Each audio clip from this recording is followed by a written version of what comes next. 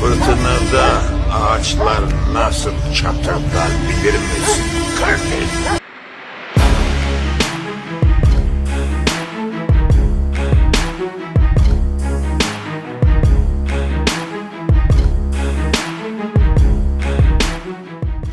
Hangisi daha güçlü? Türk Kangalı mı?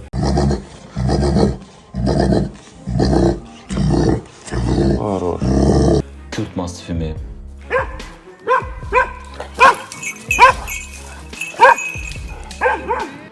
Anadolu'nun ve Mezopotamya'nın sert coğrafyasında yüzyıllardır insanların yanında yaşayan iki dev köpek türü var. Biri dünya çapında ün kazanmış bir efsane olan Anadolu aslanı olarak bilinen Kangal. Babayken yıkamadık. Baronken nasıl yıkacağız? Diğeri ise daha gizemli, daha az bilinen ama bölgesinde büyük saygı gören bir güç. Mezopotamya'nın kralı, Pejdar lakaplı Kürt Mastifi. Peki gerçekten hangisi daha güçlü? Hangisi daha cesur? Hangisi bir sürü daha iyi korur? Ve önemlisi ikisinin de bulunduğu bir yerde gerçek kral kim? Bu sorunun cevabı düşündüğünüz kadar basit değil. Çünkü burada karşılaştırılan şey sadece iki köpek değil.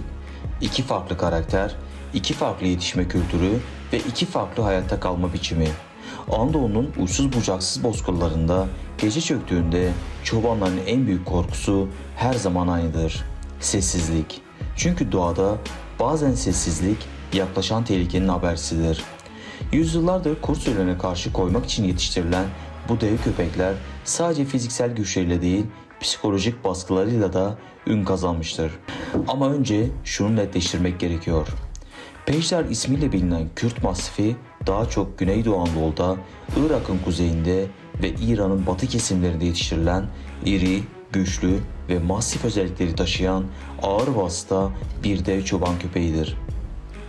Bu yüzden bazı bölgelerde bu köpeklere farklı isimler verilebilir. Kimi onlara Pejdar derken, kimi dev çoban köpeği, kimi ise Kürt Mastifi. Ancak ortak özellikleri hep aynıdır. İri cüsse, kalın kemik yapısı, baskın karakter ve sert doğa şartlarına dayanıklılık.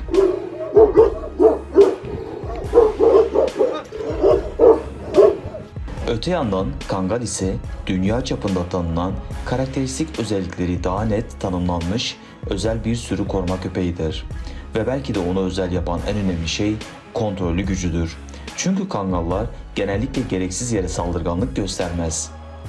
Tehlikeyi analiz eder, mesafeyi korur ve doğru anda reaksiyon verir. Bu özellik aslında onun zeka seviyesini de gösterir.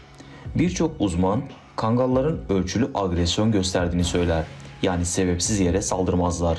Ama sürü tehdit altındaysa bir anda bambaşka bir hayvana dönüşebilirler.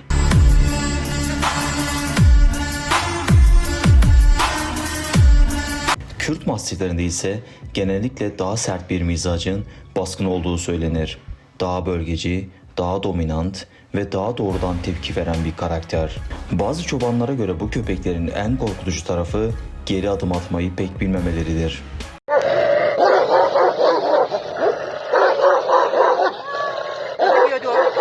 İşte tam da bu yüzden insanlar yıllardır aynı soruyu soruyor. Hangisi daha güçlü? Aslında burada güç kelimesinin ne anlama geldiği çok önemli. Çünkü güç sadece çene basıncı değildir. Sadece kilo da değildir. Hatta sadece saldırganlık hiç değildir. Gerçek güç bazen dayanıklılıktır. Bazen cesarettir. Bazen de soğukkanlı kalabilmektir. Fiziksel açıdan bakıldığında her iki köpek tipi de son derece iri olabilir. Yetişkin erkek kangallar genellikle 50 ila 70 kilo arasında değişebilir. Bazı iri bireylerde bu ağırlık daha da artabilir.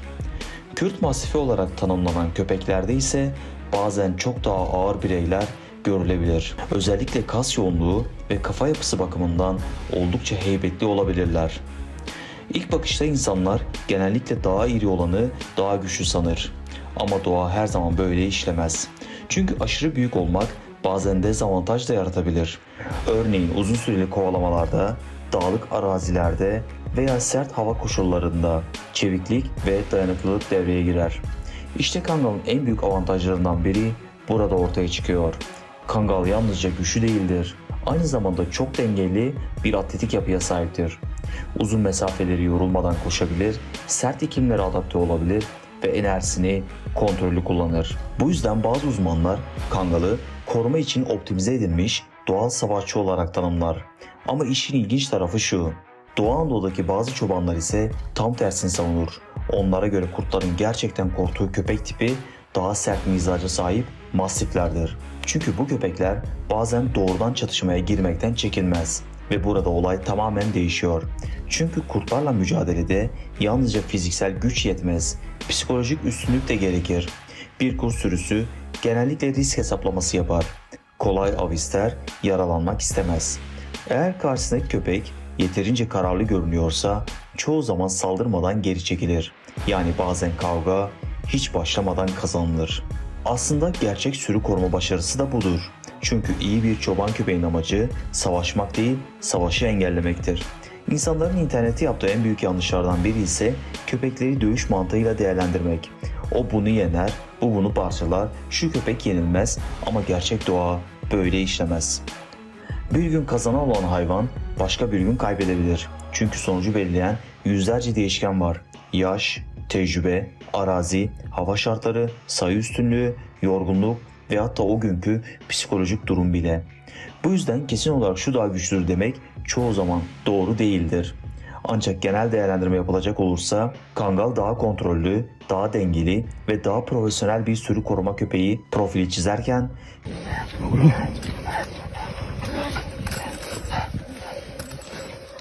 Kürt Mastifi daha baskın, daha sert ve daha korkutucu bir karakter sergileyebilir.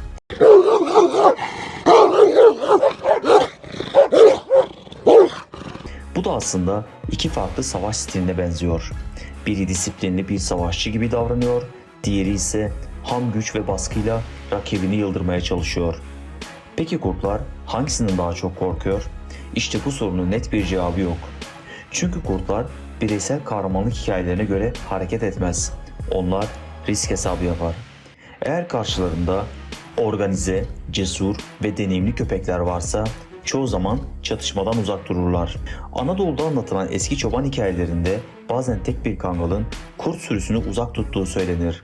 Bazı bölgelerde ise dev mastiflerin kurtlarla göğüs göğüse mücadele ettiği anlatılır. Ne kadarının gerçek, ne kadarının abartı olduğu tam bilinmiyor. Ama şu kesin, bu köpekler yüzyıllardır insanların en zor şartlardaki en büyük yardımcılarından biri oldu. Belki de onları özel yapan şey tam olarak bu. Çünkü modern şehir hayatında insanlar güvenliği kameralarla sağlarken Anadolu'nun ve Mezopotamya'nın dağlarında ise güvenlik bazen dört ayaklı bir dosta emanet. Ve gecenin karanlığında kilometrelerce öteden gelen o derin havlama sesi.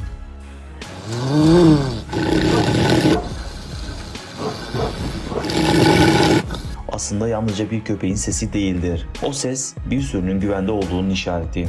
Sonuç olarak Kangal mı daha güçlü, Kürt Mastifi mi sorusunun tek bir cevabı yok. Eğer çeviklik, denge, dayanıklılık ve profesyonel sürü koruma içgüdüsü diyorsanız Kangal öne çıkabilir. Fırtınada ağaçlar nasıl çatırdar bilir misin kardeş? Eğer ham güç, baskın karakter ve sert mizacı ön plana koyuyorsanız Kürt Mastifi etkileyici olabilir.